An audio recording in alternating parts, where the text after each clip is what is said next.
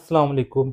कोई भी बात करने से पहले आप ये वीडियो देखें, फिर हम बात करते हैं, तो ये देखें। साद को गिरफ्तार हुए तकरीबन 3 महीने गुजर गए हैं, जिसमें से 22 डेज़ वो फिजिकल रिमांड में रहा है और बाकी का टाइम अभी वो जेल में है। और इस पूरे केस ने साद के ऊपर, मेरी फैमिली के ऊपर, खासतौर पे घर की खवातीन के ऊपर एक गहरा असर छोड़ा है। इस सब के दौरान बहुत से लोगों का बहुत कुछ कहना था, बहुत से रिपोर्टर्स का, बहुत से पेजेस का, चाहे वो सच हो या झूठ हो, उनके मुख्तलिफ ओपिनियंस थे, मुख्तलिफ उनके तबसरे थे। लेकिन आज की जो मेरी बात है वो एक एंटायरली डिफरेंट चीज़ के बारे में है। एट वन पॉइंट आप सबका ये कंसर्न था, ये सवाल था कि ये केस ज़रूरत से ज़्यादा ही ड्रैग ऑन हो गया। आज जिस पॉइंट पर हम स्टैंड करते हैं, जो एक्शन हमने एनसीसीआई ऑफिसर्स के खिलाफ लिया है, वो एक्शन सिर्फ हमारे अपने मुफाद के लिए नहीं है। ये एक्शन उन तमाम लोगों के लिए है जो ब्लैकमेलिंग के विक्टिम बन चुके हैं। हम जब साथ से मुलाकात करने के लिए जाते हैं तो हम टेलीफोन के जरिए बात करते हैं, बीच में शीशा होता है और हम आमने सामने बात करते हैं, एक फिक्स टाइम हमें मुकर्रर होता है और आसपास दूसरे लोग भी आए होते हैं अपने फैमिली मेंबर से मिलने। और हाँ, हमारी बातचीत होती है कि अच्छा आप किस मामले में अंदर हो, ये क्या आपका मामला है, सब कुछ। और उनकी अपनी फैमिली मेंबर से यही डिस्कशन होती है कि बाबा इतने पैसे हम कहाँ से अरेंज करें, बाबा अब क्या बनेगा, हमें तो ये सब कुछ बेचना पड़ जाएगा। उधर मौजूद ऑलमोस्ट हर पार्टी की यही स्टोरी है कि हमें ब्लैकमेल किया जा रहा है, हमसे पैसे निकलवाई जा रहे हैं और इनको कभी कोई रिलीफ नहीं मिलता। उनके लोग तो 2-2 साल से वहां पे बैठे हैं, 2-3 साल से वो वहीं पे हैं।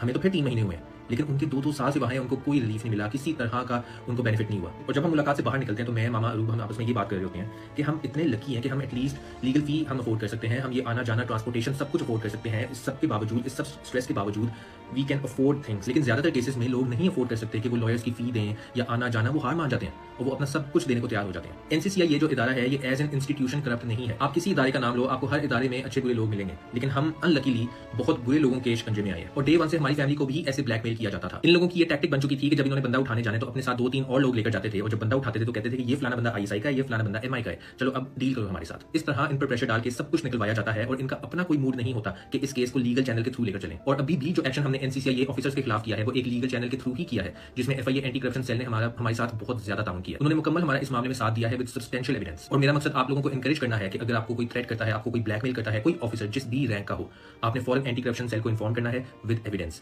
और वो आपका काम लाजमी करेंगे। दूसरी बात यह कि मेरी आप लोगों से एक रिक्वेस्ट है कि अरूब को इस मामले में फजूल में घसीटना बंद कर दें। अरूब और मेरी मदर ऑलरेडी बहुत ज्यादा सफर कर चुकी हैं, बहुत ज्यादा, आपकी सोच से भी ज्यादा सफर कर चुकी हैं। और उनसे फजूल तरीन सवाल पूछना, उनको कंटिन्यूसली प्रोवोक करना और अजीबोगरीब न्यूज हेडलाइंस चलाना, क्योंकि आप लोगों का ये चलता है कि एक टाइम में ये मामला बिल्कुल ठंडा हो गया था, मीडिया में बहुत ठंडा हो गया था। आप लोगों ने सोचा कि चलो ऐसी खबर चलाते हैं जिसमें ये दोबारा इसमें स्पार्क आ जाए। आप लोगों ने किया कि साथ को 7 साल की सजा होने लगी है और पता नहीं 10-15 मिलियन का जुर्माना होने लगा। साथ से जब हम नेक्स्ट मिलने गए तो वो रो रहा था और पता ये चला मुसलसल पिछले 2 दिन से वो रो रहा है, क्योंकि इस बात की कि क्या खबर चल रही है कि मुझे 7 साल की सजा होने लगी है। इतना बड़ा तो ये केस है ही नहीं। इसलिए मैं दोबारा कहता चलूं कि हम बेशक जो मर्जी स्टेप लें, मेरे घर की खवातीन से एक सवाल नहीं पूछा जाएगा और उनको बिल्कुल भी प्रोवोक नहीं किया जाएगा। आज की जो पोजीशन है हमारी एफआईए एंटी करप्शन सेल की वजह से हमारा सिस्टम में जो बिलीफ है वो दोबारा बहाल हुआ है। Put your trust in the system, in the legal channels, in Pakistan intelligence, in law enforcement communities and in the judicial system. बाकी मेरी सिंसियर दुआ है कि हमारे इस स्टेप की वजह से आप बाकी लोगों के लिए भी एक अच्छा रास्ता खुलेगा। थैंक तो देखा मेरे प्यारे अजीज दोस्तों, बहनों और भाइयों, ये थे जी डकी भाई के भाई, जो कि काफ़ी जो उनसा है वेल एजुकेटेड पर्सनैलिटी मालूम होते हैं,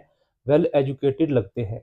इन्होंने सारे राज बता दिए। का मतलब ये था कि इन्होंने बता दिया कि जो डकी भाई है ना, उनको जब मैं मिलने गया था, जैसे भी आपने वीडियो देखी कि वो रो रहे थे और रोने की वजह भी दूसरों का दुख दर्द था कि जो लोग बेचारे इस तरह के झूठे केसेस में जेल में गए हैं, उनका कोई निकलवाने वाला कोई नहीं है।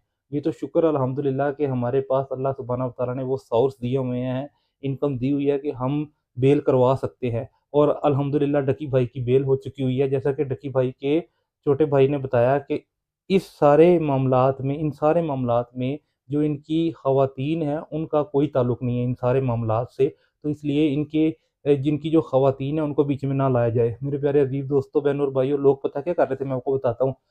लोग ना चंद व्यूज़ की खातिर कभी कह रहे थे कि अरूब जो-सी है वो डकी भाई से खुला ले रही है, कभी कह रहे थे कि अरूब ने डकी भाई पे खुद केस करवाया है, कभी कुछ तो कभी कुछ ना बना-बना के बातें बता रहे थे। क्योंकि उन्होंने तो व्यूज़ चाहिए थे। लेकिन जब हमने तहकीक की, रिसर्च की, तो हमें पता लगा कि डकी भाई की वाइफ़ जो-सी है ना, वो डकी भाई से बहुत मोहब्बत करती है। और अभी जो वीडियो एक थोड़े दिन पहले जो उनकी वीडियो वायरल हुई है, जो मैंने आज अपलोड भी की है, उसके अंदर दिखाया गया है कि डकी भाई की वाइफ ने किस तरीके से उसका हाथ पकड़ा हुआ था और किस तरीके से उसे रिहाई पर यानी अदालत से लेके आ रही थी।